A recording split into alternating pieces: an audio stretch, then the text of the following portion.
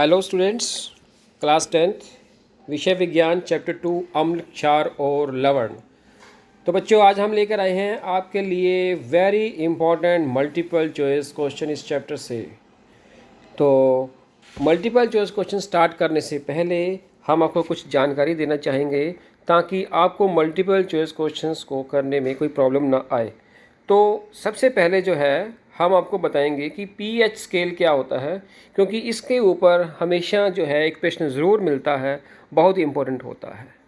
देखिए बच्चों, जो भी जलीय घोल होगा, चाहे वो किसी भी चीज़ का जलीय घोल होगा, जल जिस चीज़ में डाला जाएगा या जिस चीज़ में जल पहले से ही विद्यमान है, उस चीज़ का, उस जलीय घोल का एक पीएच वैल्यू होती है, उसका पीएच मान होता है।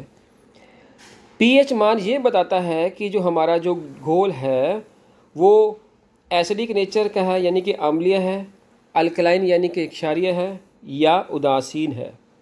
यदि उसकी वैल्यू 7 है तो 7 का मतलब उदासीन है, यानी कि ना तो वो अम्लीय है और ना ही क्षारीय है। परंतु यदि उसकी वैल्यू 7 से कम है, 6 है, 5 है, 4 है, 2 है, 1 है, तो वो अम्लीय है, यानी कि वो अम्ल है, वो खट्टे हैं।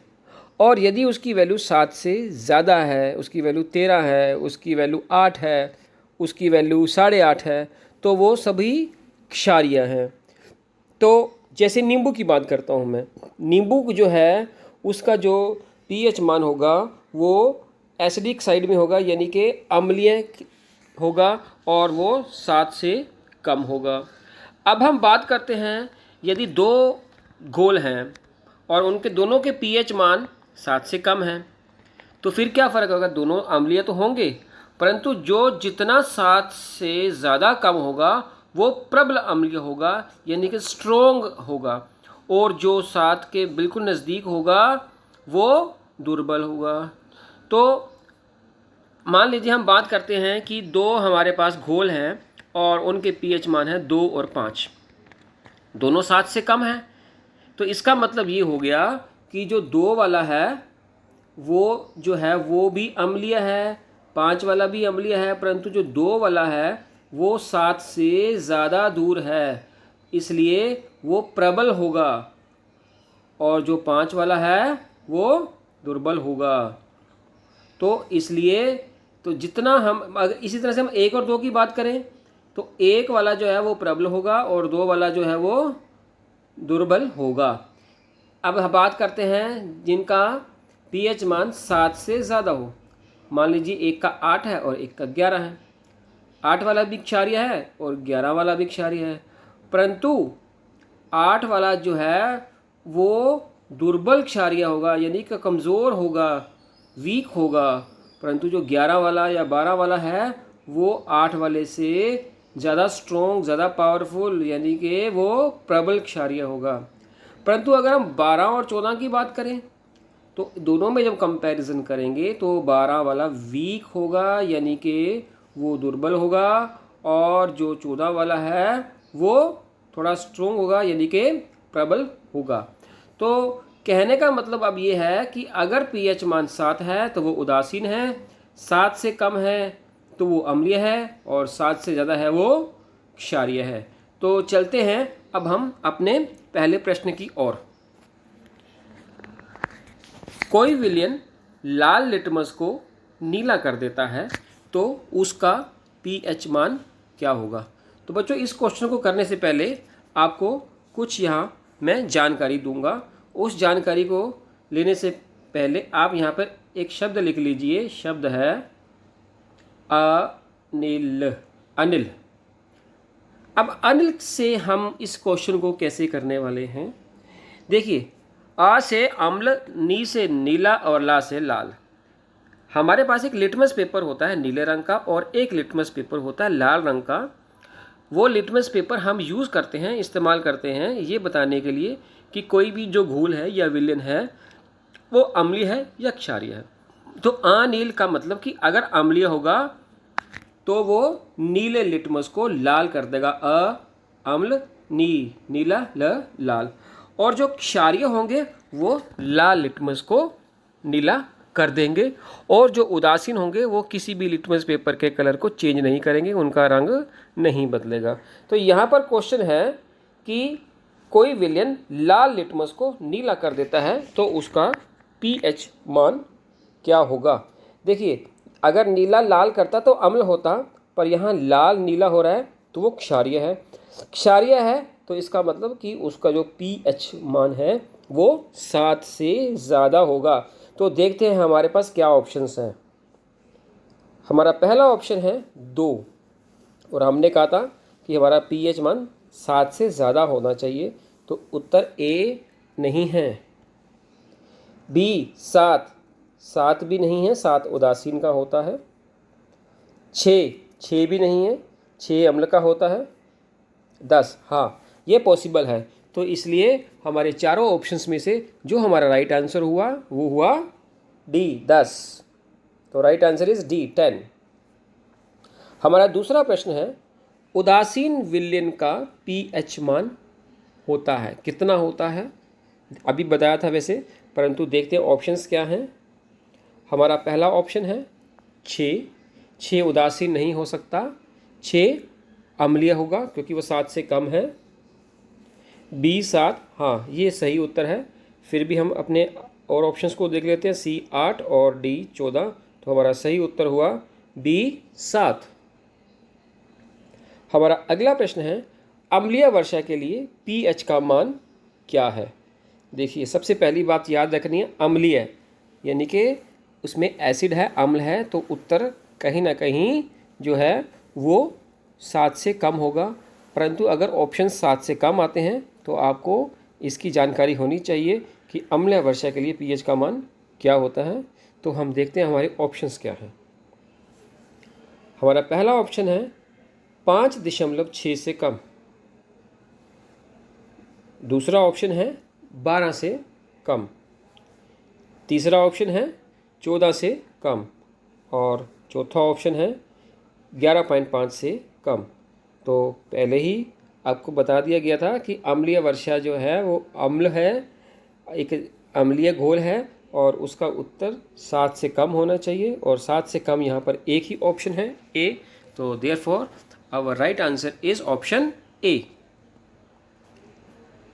नींबू के रस का pH मान लगभग होता है ए 10, बी 2.2, सी 12 और डी 14।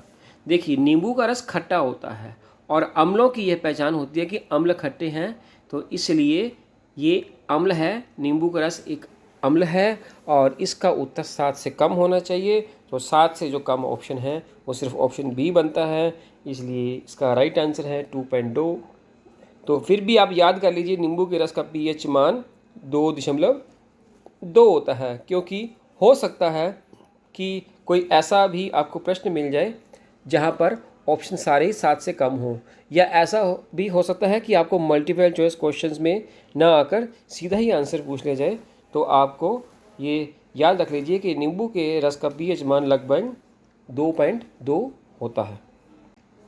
सोडियम हाइड्रोक्साइड का pH मान होता है लगभग, देखिए सोडियम हाइड्रोक्साइड जो है वो क्षारीय होते हैं, और क्षारीय का pH मान 7 से ज़्यादा होगा। तो देखते हैं हमारे ऑप्शंस क्या हैं। 11 उत्तर हो सकता है, बी 12, हाँ 12 भी हो सकता है लग रहा है, सी 13। तो यहाँ पर जब अब आपको यहाँ पर अंदाज़ा नहीं लगा सकते कि उत्तर क्या है, क्योंकि अगर कोई ऐसा ऑप्शन होता कि जहाँ पर 3 ऑप्शंस तो 7 से कम होते और एक ऑप्शन 7 से ज़्यादा होता तो आप उसी को लिख देते। तो इसलिए आपको सोडियम हाइड्रोक्साइड के pH का मान भी याद रखना पड़ेगा। इसका मान होता है 14, डी। तो हमारा राइट ऑप्शन हुआ डी 14। निम्नलिखित में pH का कौन सा मान क्षारक विलयन का मान देता है, यानी कि pH 7 से ज़्यादा किसका है? देखते हैं। ए 2, ये सही उत्तर नहीं हो सकता। बी 7, ये भी सही उत्तर नहीं हो सकता क्योंकि क्षारक नहीं है, वो उदासीन है। सी भी सही उत्तर नहीं है, 6 7 से कम है और ये अम्लीय है। तो हमारा सही उत्तर हुआ डी 13। तो our right answer is D 13। निम्न में से कौन सबसे अधिक अम्लीय है, या दूसरे शब्दों में कहें कि कौन प्रबल अम्लीय है। तो देखते हैं हम अपने ऑप्शंस की तरफ। जिसका पीएच मान 1 हो, जिसका पीएच मान 5 हो, जिसका पीएच मान 8 हो, या जिसका पीएच मान 10 हो। तो हमने वैसे तो ए और बी दोनों ऑप्शंस में अम्लीय ही है, परंतु हमने तो ये बताना था कौन अधिक अम्लीय है, यानी कि कौन प्रबल अम्लीय है। तो ए और बी में से जो एक है, यानी कि जो ऑप्शन ए है वो 7 से ज़्यादा दूर है, तो इसलिए हमारा सही उत्तर हुआ ए pH1। H2SO4 एक प्रबल अम्ल है क्योंकि जलीय घोल में यह, देखिए जो भी अम्ल होते हैं वो हाइड्रोजन आयंस को, H+ आयंस को पानी में रिलीज़ करते हैं। तो इसकी ऑप्शंस से हम आंसर को आपको बताने की कोशिश करता हूँ मैं। देखिए पूर्णतः आयनित होता है, यानी कि जो H+ आयंस हैं वो पूर्णतः पानी में पूर्णतः आयन, यानी कि H2SO4 जो है वो पूर्णतः आयनित हो जाता है। बी अंशतः आयनित होता है, यानी कि पूरी तरह से नहीं, पार्शली जो है वो आयनाइज होगा, पार्शली आयनित होता है। और अगर जो पार्शली आयनित होंगे वो कमज़ोर यानी कि दुर्बल अम्ल होंगे। तो बी ऑप्शन नहीं है। आयनित ही नहीं होता है, जो आयनित नहीं होगा तो फिर वो एसिड ही नहीं होगा, फिर वो तेज़ाब नहीं होगा, फिर वो अम्ल ही नहीं होगा, और डी इनमें से कोई नहीं। तो इस बच्चों फिर इसका सही उत्तर हुआ पूर्णतः आयनित होता है, कंप्लीटली जो है वो आयोनाइज होगा। तो इसीलिए जो H2SO4 है वो प्रबल अम्ल है।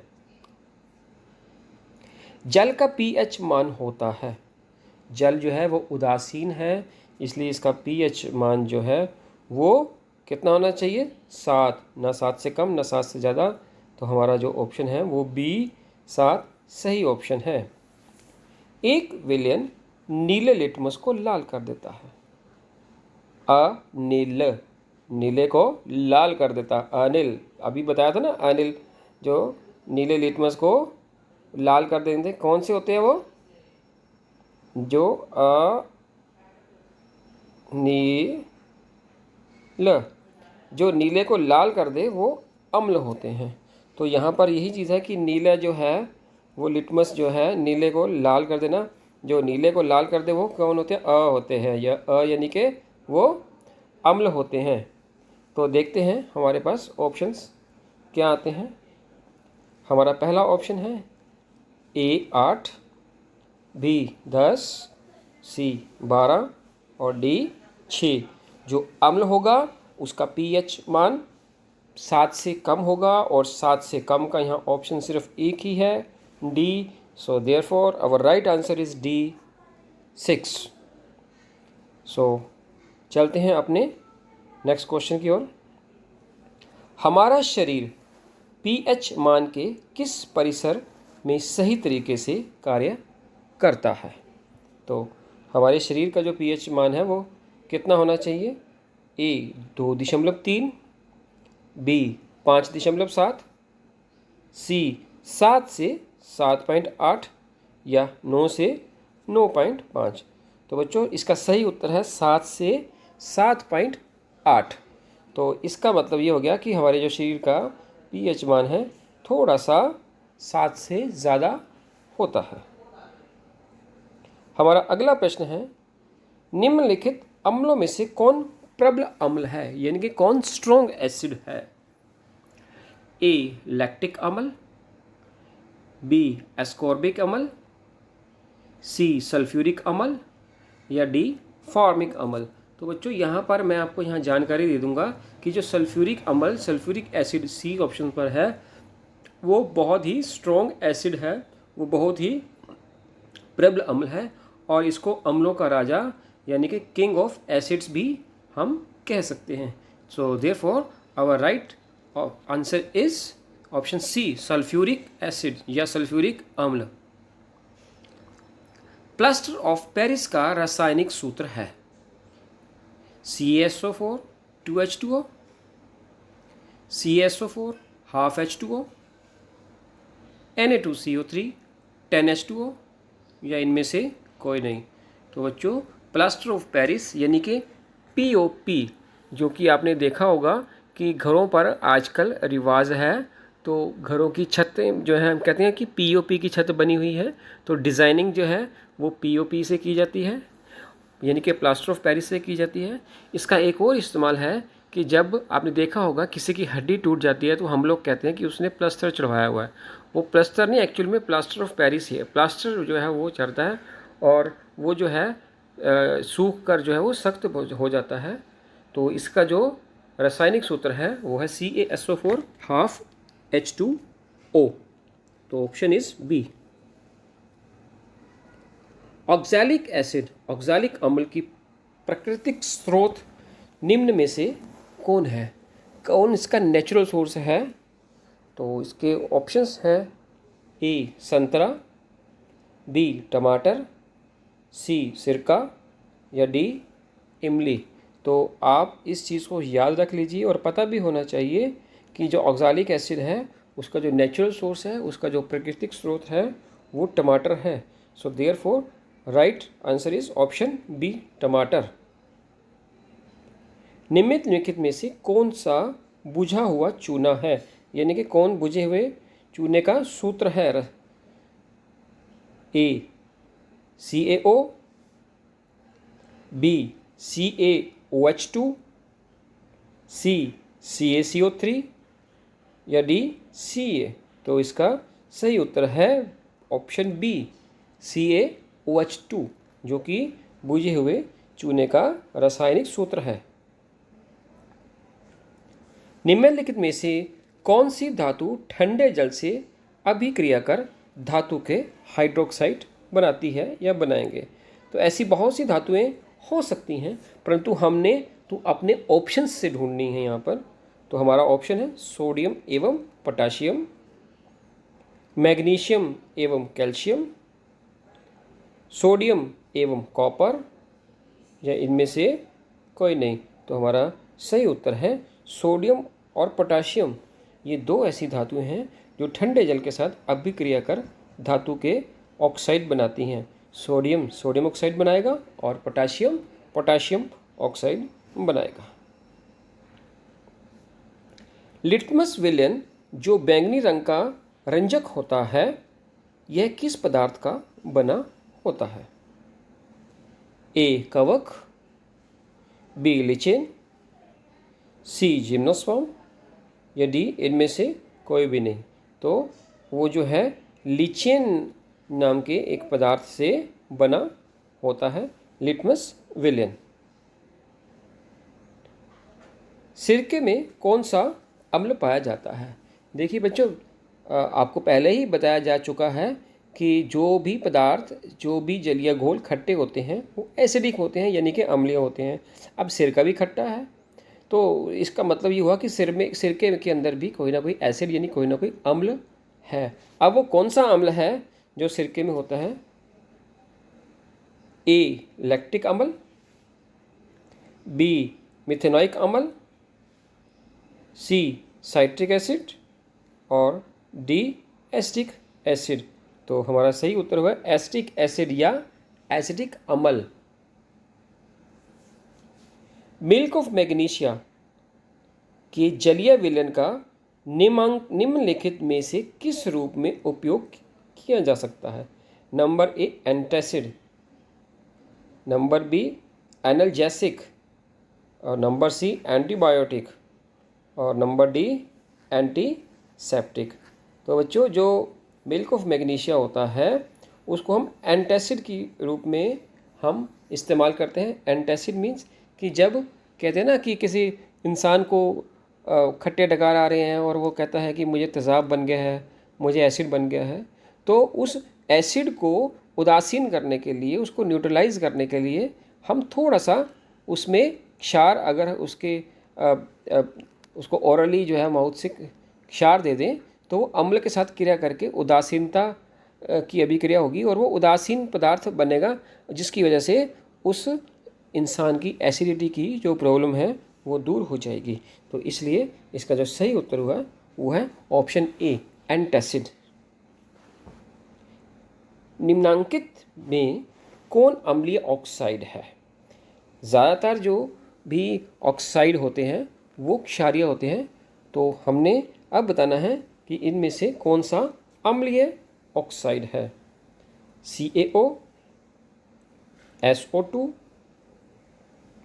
MgO या CuO। तो बच्चों आज चीज़ याद रखिए कि जो SO2 है यानी कि सल्फर डाइऑक्साइड है वो अम्लीय प्रकृति की होती है। निम्नलिखित में से किसकी प्रकृति क्षारीय है? ZnO, SO2, CO2 या NO2। तो बच्चों याद रखना कि जो जिंक ऑक्साइड है उसकी जो प्रकृति है वो क्षारीय होती है। निम्नलिखित में से कौन अम्ल है? A, calcium oxide, B, KOH, C, NaCl और D, HCl। तो बच्चों जो HCl है हाइड्रोक्लोरिक एसिड या हाइड्रोक्लोरिक अम्ल इसको बोलते हैं। तो ये हमारा सही उत्तर हुआ। निम्नलिखित में से कौन लवण है? HCl, अभी पढ़ा आपने, HCl जो है वो अम्ल है। NaCl यानी सोडियम क्लोराइड नमक को बोलते हैं, और जो हम अपने किचन के अंदर इस्तेमाल करते हैं इसको साधारण नमक भी कह सकते हैं। और ये जो है हमारी हर सब्ज़ी के अंदर, हमारे हिंदुस्तान के अंदर, मैं तो कहूँगा शायद पूरी दुनिया में इसका इस्तेमाल किया जाता है। C ऑप्शन है सोडियम हाइड्रोक्साइड NaOH, और चौथा ऑप्शन है पोटाशियम हाइड्रोक्साइड यानी KOH। तो इसमें सिर्फ जो B ऑप्शन है वही एक लवण है। So our right answer is option B, NaCl। Sulphuric अम्ल का अणुसूत्र होता है H2S2O7, H2SO4, H2S2O3 या H2S2O8। तो बच्चों सल्फ्यूरिक एसिड यानी सल्फ्यूरिक अम्ल का अणुसूत्र आप याद रखिए H2SO4 यानी कि ऑप्शन B होता है। सोडियम कार्बोनेट का अणुसूत्र क्या है? Na2CO3, NaHCO3, NaCO3 या NaCl। तो सोडियम कार्बोनेट का जो अणुसूत्र होता है वो ए ऑप्शन में है Na2CO3। NaOH क्या है? अम्ल है, क्षार है, लवण है या इनमें से कोई नहीं है? तो याद रखिए जो सोडियम हाइड्रोक्साइड है उसकी जो प्रकृति होती है वो क्षारीय होती है, इसलिए हम कह सकते हैं कि NaOH एक क्षार है। फेरस सल्फेट क्रिस्टल का रंग होता है A, सफ़ेद, B, हरा, C, लाल या D, भूरा। तो फेरस सल्फेट क्रिस्टल का रंग जो है वो हरा होता है, तो इसलिए हमारा जो ऑप्शन B जो है वो सही है।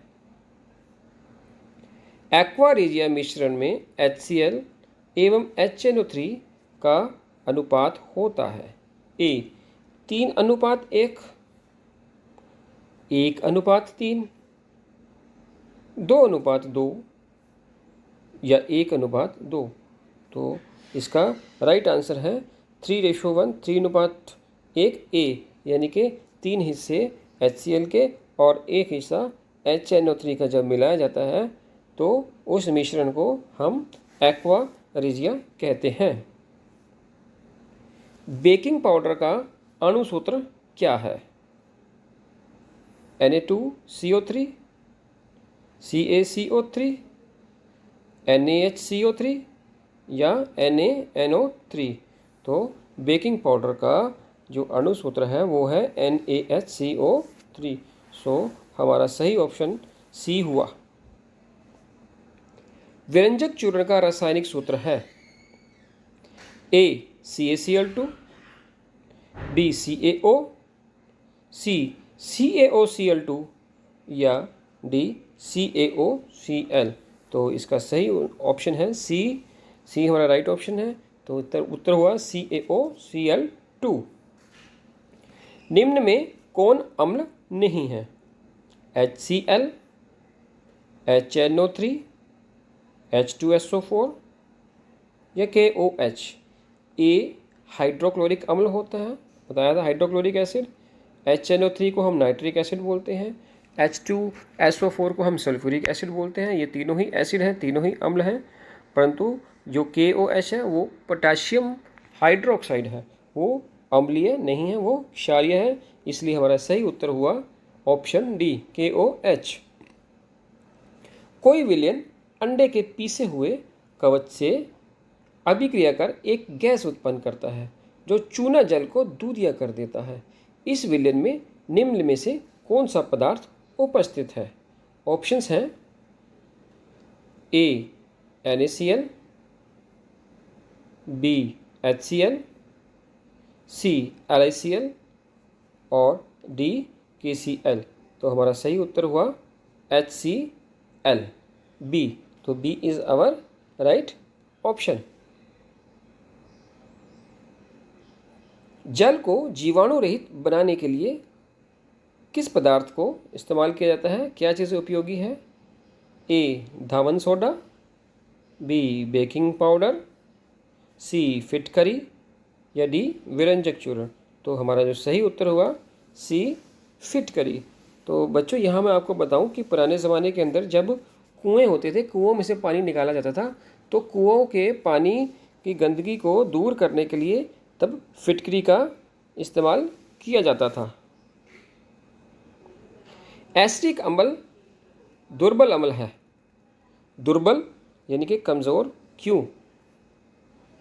क्योंकि इसका जलीय विलयन अम्लीय है, यह पूर्णतः आयनित होता है, यह आंशिक रूप से आयनित होता है और डी इसमें COOH समूह होता है। तो बच्चों कोई भी जो अम्ल है वो स्ट्रॉन्ग इसलिए था क्योंकि वह पूर्ण रूप से आयनित हुआ था, और कोई वीक यानी कि दुर्बल इसलिए है वो आंशिक रूप से आयनित होता है। इसलिए जो हमारा जो सही उत्तर है सी है कि यह आंशिक रूप से आयनित होता है। तो बच्चों अगर आपको मेरा वीडियो अच्छा लगा तो सब्सक्राइब करें, लाइक करें, शेयर करें। Thank you so much.